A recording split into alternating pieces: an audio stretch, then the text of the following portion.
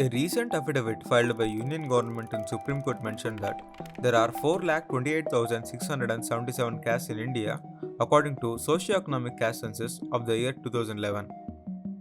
India's caste system is among the world's oldest forms of surviving social stratification. But what is this caste system? Where does this come from? Is it still relevant these days? Let's find out.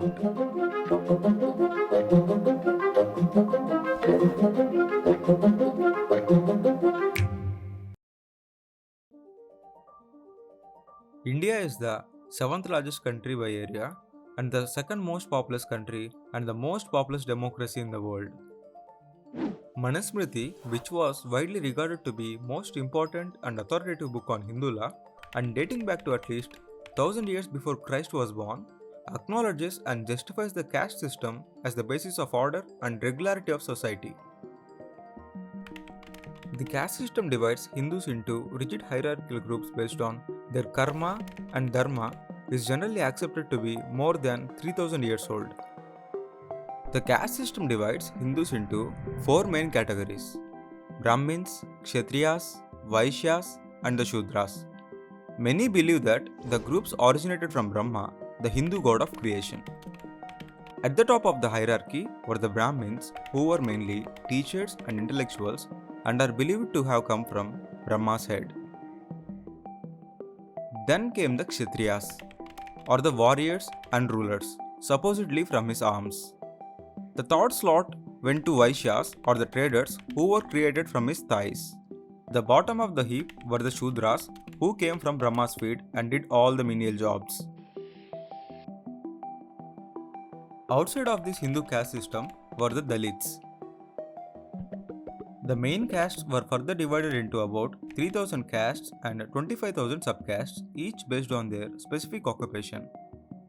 For centuries, caste has dictated almost every aspect of Hindu religious and social life, with each group occupying a specific place in this complex hierarchy.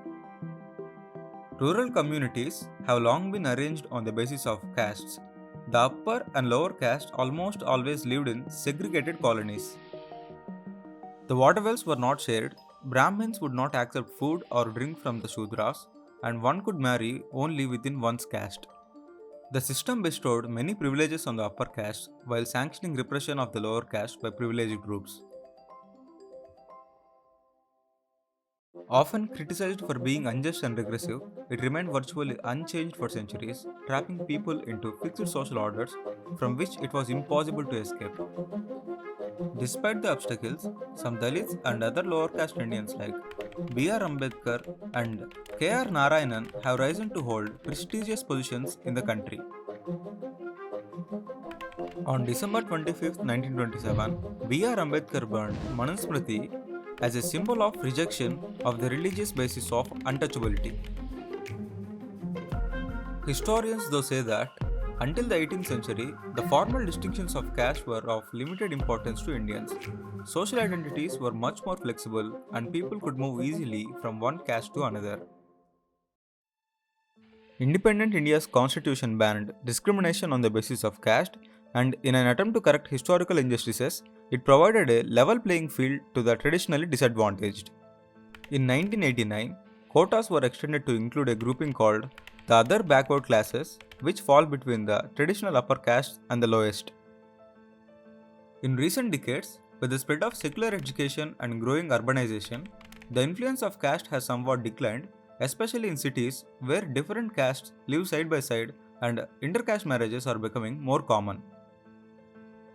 Despite the changes, caste identities remain strong, and last names are almost always indications of what caste a person belongs to. At elections, many caste groups still vote as a bloc and are wooed by politicians looking for electoral gains. As a result, what was originally meant to be a temporary affirmative action plan to improve the lot of unprivileged groups has now become a vote grabbing exercise for many politicians.